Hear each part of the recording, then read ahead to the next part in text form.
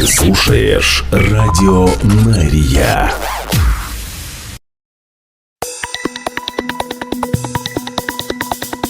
Израильская служба новостей в прямом эфире на Радио Мария. Здравствуйте. Сегодня 28 февраля, пятница. Мы начинаем.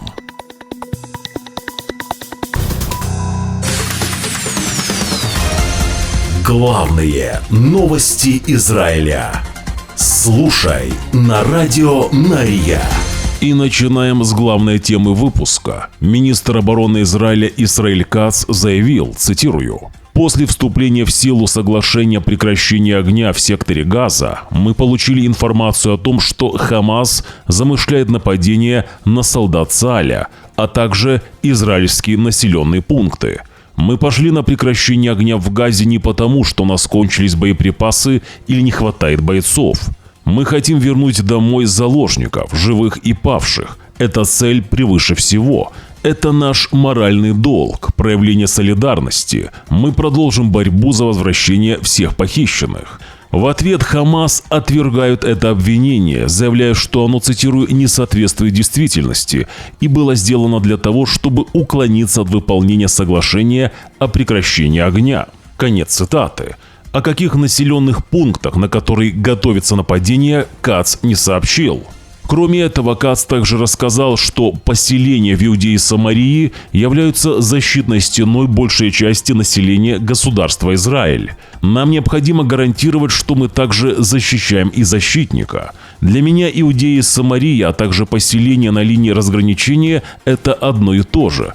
Потому что мы обнаружили, что Хамас планировали атаковать до 7 октября как поселение в Самарии, так и поселение на линии разграничения. И я говорю о документах, которые были изъяты по этому вопросу. Мы считаем это серьезной угрозой, заявил министр обороны Израиля Исраэль Кац. Армия обороны Израиля обнародовала результаты расследования нападения Хамас на Израиль 7 октября 2023 года. Один из ключевых выводов расследования подчеркивает масштабы провала разведки армии обороны Израиля. Неожиданность и оперативный крах 7 октября были серьезными, чем во время войны Судного дня 1973 года. Цитирую: «Неожиданность была полной как ситуативной, так и фундаментальной на фоне стратегического заблуждения, которое длилось годами, оперативного заблуждения, предшествовавшего нападению, и тактического заблуждения в течение ночи перед вторжением. Первоначально Хамас планировали начать вторжение во время еврейских праздников в 22 году или на Песах в 23 году. В итоге Хамас отложили атаку, чтобы повысить готовность своих элитных сил Нухба. Расследование показало, что Хамас систематически готовился к войне с 2016 года. Конфликт в секторе Газа в 2021 году укрепил уверенность Хамас в том, что Израиль слаб и что полное освобождение вполне достижимо. Уже к июлю 2023 года Хамас разработал комплексный план войны, который был скоординирован с Хизбаллой и Ираном и направленный на уничтожение еврейского государства. Расследование также предполагает, что Хизбалла в Ливане воздержалась от вступления в войну из-за недопонимания с Хамас, возникшего в июле 2023 года.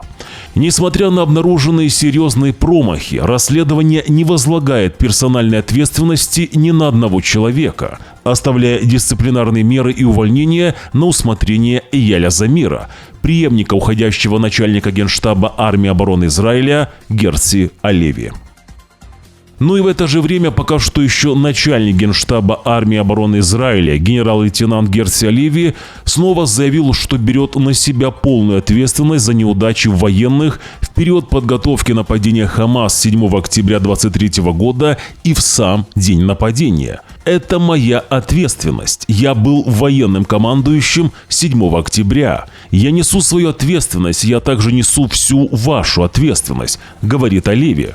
Также продолжает и заявляет, что сталкивается с этой неудачей каждый день, говорит военным: «Не пытайтесь забыть, не пытайтесь отвести взгляд».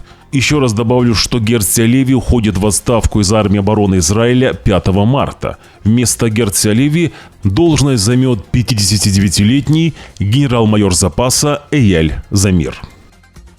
Продолжаем главные новости Израиля на радио Мария. Президент США Дональд Трамп заявил, что по Газе ведутся хорошие переговоры. Трамп сделал эти комментарии на совместной пресс-конференции в Белом доме с находящимся в США с визитом премьер-министром Великобритании Киром Стармером. Между тем, Стармер отвергает призыв президента США переселить всех жителей из сектора Газа. Стармер комментирует, что проживающим в секторе следует разрешить вернуться и восстановить свою жизнь, добавив, что, по его мнению, решение о создании двух государств является единственным путем к прочному миру в регионе. Стармер до сих пор не понял, что десятилетиями жители Газы строили не свою жизнь, а туннели, в которых до сих пор содержатся похищенные наши граждане. Напишите в комментариях под этим видео, нужно ли переселить жителей Газы, или же дать им в секторе Газа еще один шанс что-то снова построить. Юридический советник правительства Гали Барав-Миара распорядилась начать уголовное расследование связи должностных лиц, работающих в канцелярии премьер-министра Израиля с Катаром. Генеральная прокуратура сделала это заявление в связи с разоблачением того, что бывший пресс-секретарь премьер-министра Израиля Биньямина Нетаньягу Эли Фельдштейн, обвиняемый в нанесении ущерба национальной безопасности в деле, связанном с кражей и утечкой секретных документов армии обороны Израиля, работал якобы и на Катар через международную фирму, нанятую Дохой для передачи ведущим израильским журналистам прокаторских материалов. Расследование будет проводить Шабак и полиция Израиля. Ну и в это же время партия Ликуд премьер-министра Израиля Биньямина Нетаньягу резко раскритиковала решение юридического советника правительства Гали Барав-Миары начать расследование подозрений в незаконных связях между помощниками премьер-министра Биньямина Нетаньягу и Катаром. В заявлении партии Ликуд говорится, что те, кто стоит за этим решением, нацелились на сотрудников Нетаньягу, осознав, что их уголовные дела о коррупции против премьер-министра разваливаются. Цитирую: «Пока сфабрикованные дела против премьер-министра Нетаньягу рушатся в суде, против его окружения фабрикуются новые и ложные дела из-за личных интересов тех, кто ведет расследование. Мы вас видим», говорится в заявлении партии Ликуд. Напомню, что уже какой год в суде пытаются доказать, что подарки, сигары и шампанское, которые получал Нетаньягу, это коррупция. Если же вы заметили подстрекательство в адрес главы правительства или его семьи в социальных сетях, напишите об этом в нашу редакцию. Имейл на ваших экранах. efir@radionaria.com. И в продолжении о деле Нетаньягу. Окружной суд Иерусалима одобрил просьбу премьер-министра Израиля Биньямина Нетаньягу сократить количество свидетельств, которые Нетаньягу должен давать в ходе своего уголовного процесса с 3 до 2 раз в неделю. Теперь же Нетаньягу будет давать показания о своей коррупции за то, что он взял в подарок сигареты и шампанское каждый понедельник и среду. Суд постановил, что вместо Нетаньягу каждый вторник показания будет давать другой свидетель защиты, чтобы смягчить задержку в судебном процессе, который длится уже 5 лет. Ранее же и в четверг была опубликована стенограмма закрытого слушания, которое состоялось 2 недели назад с участием Нетаньягу и судей, из которого следует, что премьер-министр заявил судьям, что он не может управлять страной, проводя по 3 дня в неделю в суде.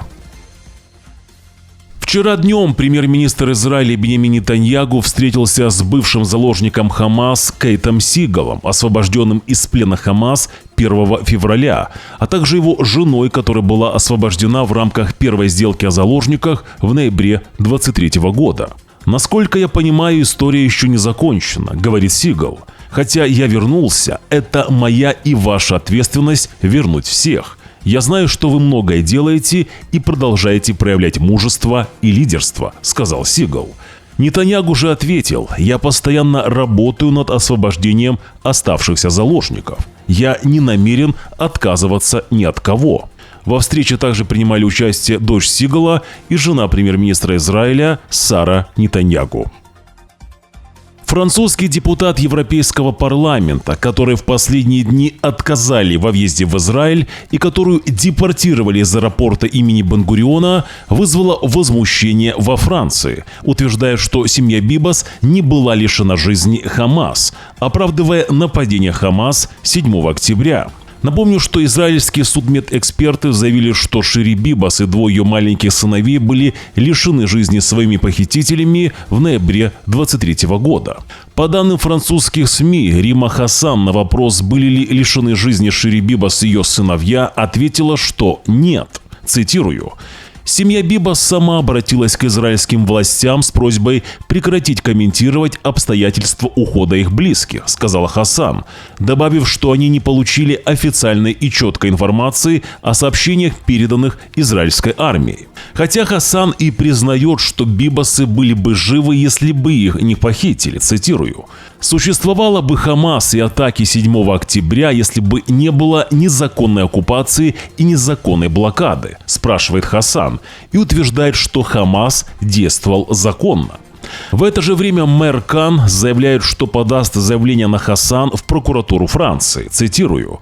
«Рима Хасан больше даже не утруждает себя игрой с законом, чтобы выступать в качестве представителя Хамас. Сегодня она буквально поддерживает Хамас», говорит мэр Кан. В это же время и мэр Ниццы заявляет, что евродепутат должна быть привлечена к ответственности. Напомню, что Офри Бибас, сестра освобожденного заложника Ярдена Бибаса, раскритиковала премьер-министра Израиля Биньямина Нетаньягу, а также израильские новостные агентства, пользователей социальных сетей и государственных дипломатов за то, что они, вопреки воле семьи, подробно описали, как лишали в плену Шири и ее маленьких сыновей. Это то, что и ожидалось. Такие резкие заявления Бибас в своих целях сразу же стали использовать прохамасовские силы. Еще раз напомню, что на этой неделе Израиль отказал во въезде Риме Хасан, члену Европейского парламента, которая прибыла в Израиль в составе делегации Европейской комиссии, которая должна была встретиться с представителями палестинской администрации. Хасан родилась в Сирии в семье палестинцев. Ранее же она выразила поддержку Хамас и была вызвана во французскую полицию за комментарии, восхваляющие нападение Хамас на Израиль. Премьер-министр Израиля Биньямин Нетаньягу хочет затянуть первую фазу прекращения огня в Газе из-за, цитирую, политических интересов. Именно это утверждает бывший министр военного кабинета Бенни Ганц, добавляя, что продление соглашения укрепляет Хамас. Ганц настаивает на том, что в национальных интересах Израиля, цитирую, освободить как можно больше заложников и как можно быстрее, а не понемногу. Это происходит как потому, что заложники, оставшиеся в Газе, находятся в опасности, так и потому, что время работает на Хамас, который вооружается и реабилитируется в военном и политическом плане, говорит Ганц, призывая Нетаньягу перестать затягивать сделку. Еще один гражданин Израиля был арестован по подозрению в шпионаже в пользу Ирана, сообщили в совместном заявлении представители полиции и Шабак. В ближайшее время прокуроры планируют предъявить жителю Петах-Тиквы Даниэлю Китову обвинение в контактах с иностранным агентом. Напомню, что силы безопасности арестовали 26-летнего Китова в начале этого месяца за то, что наносил надписи, в том числе и в городе Петах-Тиква, по заказу иранского куратора. В полиции говорят, что Китов сделал эти надписи за деньги. Иранский агент также просил Китова сфотографировать военные базы и дом главы Шабак Ронена Бара, однако тот так и не выполнил эти предложения. Сам же Китов предложил сфотографировать дом депутата Кнессета Бенни Ганца, но это не было сделано. Полиция Израиля отмечает, что иранские агенты активизировали свои усилия на платформах социальных сетей по вербовке обычных израильских граждан в качестве шпионов, обещая им за выполнение миссий деньги. В большинстве случаев агентами становятся выходцы из стран СНГ. Напомню, что ранее полиция Израиля арестовала 2 солдат Цааля с фамилиями Элиасфов и Андреев, жителей Севера. Они подозреваются в контакте с агентами иностранного государства, передаче секретной информации зарубежному представителю и помощи врагу в военное время. Внимание наших зрителей и слушателей! Появился фейковый канал новостей Израиля. Канал постоянно распространяет ложь. Все тексты этого канала начитываются бесплатным голосом роботом. Фейковый канал использует обложки видео, которые идентичны обложкам нашего канала. Обратите внимание, на оригинальном канале Радио Нария на обложке видео указано, что это Радио Нария. Также и наш канал называется Радио Нария. Главное, определите, что вы смотрите именно канал Радио Нария. Призываем вас подписаться на наш телеграм-канал. Ссылка на наш телеграм-канал будет в первом закрепленном комментарии под этим видео. Там мы публикуем то, что не пропускает YouTube. Также, если вы нас смотрите по телевизору, отсканируйте своим телефоном QR-код на ваших экранах. Всем, кто желает поддержать Радио Нария, напоминаю, что сделать это очень просто. Просто сейчас подпишитесь на наш YouTube-канал. Нажмите на кнопку «Подписаться». 80% наших зрителей смотрят YouTube-канал Радио Нария без подписки. Ваша подписка на наш канал очень важна. Также нажмите под этим видео на палец вверх, если видео вам понравилось, или же на палец вниз, если видео не понравилось. Оставьте свой комментарий. Поделитесь этим видео в социальных сетях. Благодарность и нашим спонсорам. Их имена сейчас на ваших экранах. Израильская служба новостей желает вам хорошего дня. Уже в воскресенье, 2 марта, в 6 часов утра по Иерусалиму мы снова в прямом эфире. Вы должны знать правду. Шаббат шалом и до встречи.